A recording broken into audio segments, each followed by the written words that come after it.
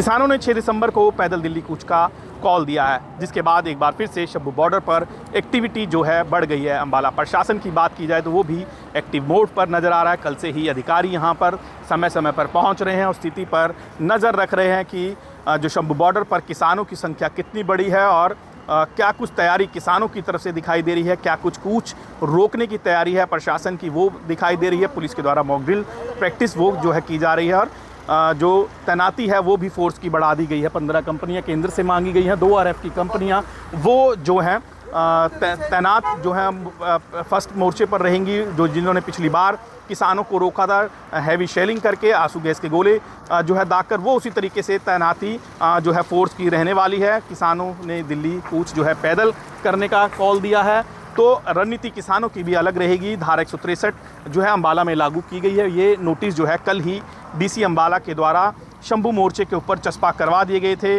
जो नोटिस हैं तो जो सुप्रीम कोर्ट के अंदर स्टेटस क्यो लागू किया गया है, उस स्थिति को भी बनाए रखने की मांग जो है DC अंबाला की तरफ से की गई थी। किसानों को हालांकि कहा गया था कि उन्हें कोई चिट्ठी नहीं मिली है, लेकिन शंभू मोर्चे के ऊपर वो जो है नोटिस चस्पा जरूर कर दिया गया था। बैरिकेटिंग आप देख सकते हैं कि शंभू टोल से पहले ही की गई है।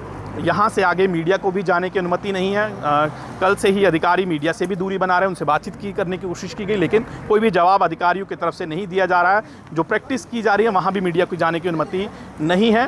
वज्रवाहन तैनात किए गए, तो पुलिस पूरी तरीके से तैयार दिखाई दे रही है और जो लेयरिंग पिछली बार रही थी, उस लेयरिंग उसी तरीके से रहने वाली है। आसगोस की गोल दागने की जो टीम है वो उसी तरीके से तैनात रहने वाली है। तो प्रशासन की तैयारियां पिछली बार की तरह ही दिखाई दे रही है, तो कहीं ना कहीं तैयारियां मुकम्मल भी दिखाई दे रही है। तो शंभू टोल कट पर हम मौजूद हैं। यहाँ तक जो है अभी कुछ देर तक अनुमति रहेगी, जो वाहन हैं वो यहाँ तक पहुँच रहे हैं, लेकिन कुछ देर के बाद यहाँ तक आने की अनुमति भी इन वाहनों को नहीं रहेगी। कुछ दिन पहले ही ये जो है अंबाला प्रशासन की तरफ से जो है कट खोला गया था। कालका चौक से यहाँ तक आने की अनुमति दी गई थी, ताकि वाहन जो है 152D से होकर पंजाब या हरियाणा के किसी तरफ या चंडीगढ़ की तरफ जाना चाहते हैं तो वो जो है जा सकते हैं। तो देख सकते हैं कि एम्बुलेंस की व्यवस्था की गई है, पहले ही तैनाती कर दी गई है। यहाँ पर एम्बुलेंस जो है तैनात रहेगी। किसी तरीके की कोई जो है पत्थरबाजी या किसी तरीके से कोई पुलिसकर्मी घायल होता है या कोई मेडिकल इमरजेंसी होती है तो उसके लिए भी एम्बुलेंस की तैनाती की। तो कहीं ना कहीं फोर्स पूरे तरीके से तैनात है। समय समय पर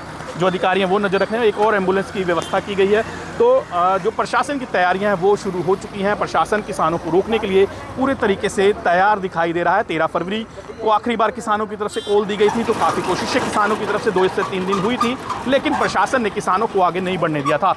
तो इस बार प्रशासन की तैयारियां पूरी दिखाई दे रही है। किसानों की क्या कुछ रणनीति रहती है वो दिखने वाली बात रहेगी, और क्या पुलिस जो है इस बार किसानों को पैदल दिल्ली कूच करने से रोक पाएगी, ये भी देखने वाली बात रहेगी।